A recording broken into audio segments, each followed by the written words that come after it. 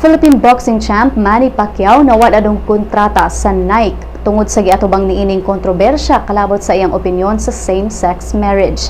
Ang Nike nag-issue kagahapon og statement ug matud niini nga ang gibuhiang komento ni Pacquiao makalagot ug gipanghingusgan sa kumpanya ang pagpakigbatok sa diskriminasyon sa LGBT community.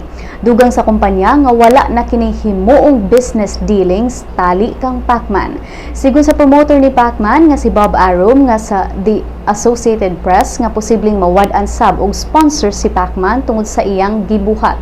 Trending og kadali si Pacman human siya miingon nga mas maayo pa ang hayop kahibaw pang muila og lalaki o babay. Sigon ni Pacquiao nga kung ang mag-uban kay lalaki og babay mas masahol pa daw sa hayop ang tao. Ang komento ni Pacquiao daling mihakot og negatibong komento gikan sa mga celebrities sa Pilipinas, apil ang American blogger and TV personality Perez Hilton. Si Pacquiao kinsa mudagan pagkasenador sa Pilipinas kasamtangang nag-training alang sa iyang away batok kang Timothy Bradley nga ipahigayon sa Las Vegas karong Abril.